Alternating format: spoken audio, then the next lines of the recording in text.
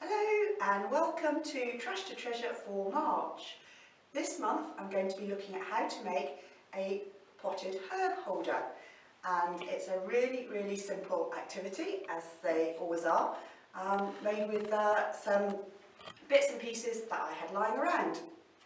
The main thing is one of these. Now, I was given kindly a whole stack of these, which I've been using for all kinds of things in Craft Hour. They're from a very kind couple that come here with their grandchildren and they run a pub. Anyway, they gave me a stack of these, which I've been using in various forms, and today I'm going to be using them to make these pot holders.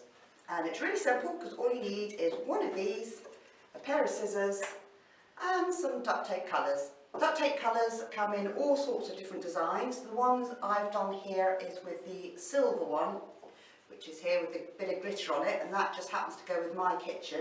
But I thought this one was quite a nice kitchen-y design as well, so that's the one I'm going to use now. And it is simply a case of covering the pub cup holder with the duct tape colours of your choice. So you want to cut a strip of your chosen duct tape colours just wider than the pub holder and snip them off.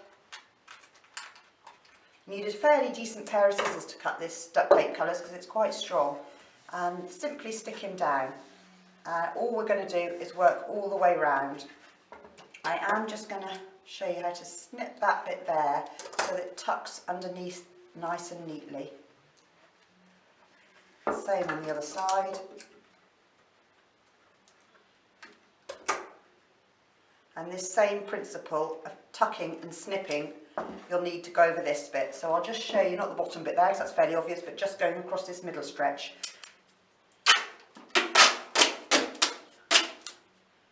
So if you overlap it, if you can be really clever and match up the design, then that helps. Obviously with my grey one there I didn't need to, but this one I'm just going to see if I can match up the flowers.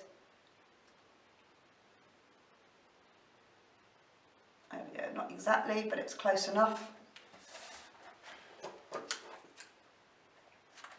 Snip them off, tuck them under. That's a nice straight line there, so that's nice and easy.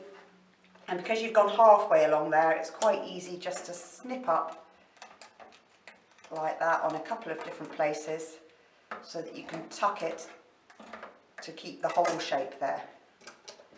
You go right up into the grooves there and tuck them down.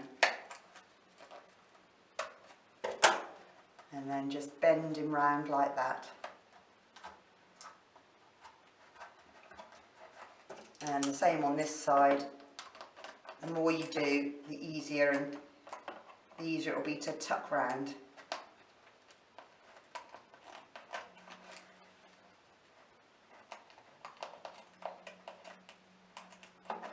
You might actually find if you've got a craft knife that actually works better than kitchen scissors.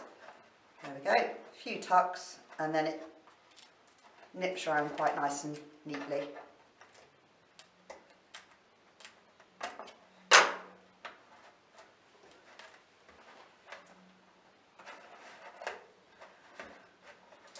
There we go, you get the idea. Keep going till you've got all the way round. When you're completely covered on all sides, you're ready to pot him up. Don't worry if it's a bit of a mess on the inside, because you're never going to see that bit.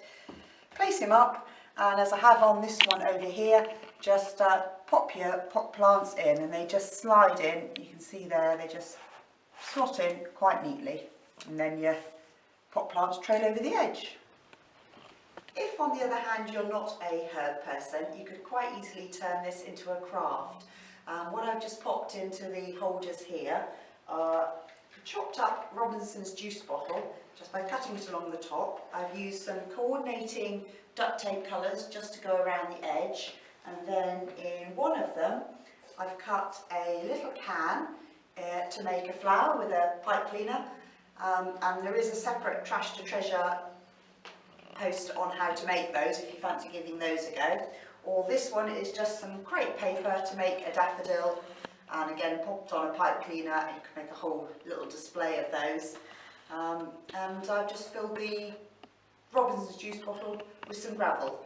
So there's all sorts of craft possibilities that you could make from the basic holder here. I hope you've enjoyed this Trash to Treasure, and do come back and join me for April, where we'll be looking at something completely new.